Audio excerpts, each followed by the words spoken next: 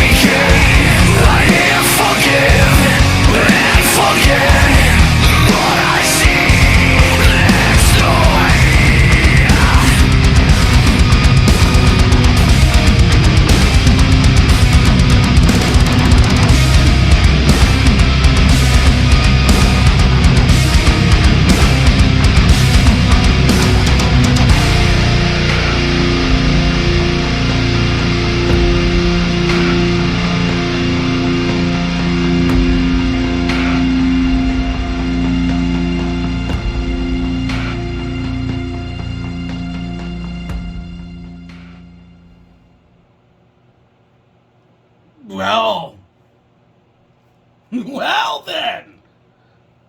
Oh. I didn't know they were thrash. Nobody ever said they were thrash.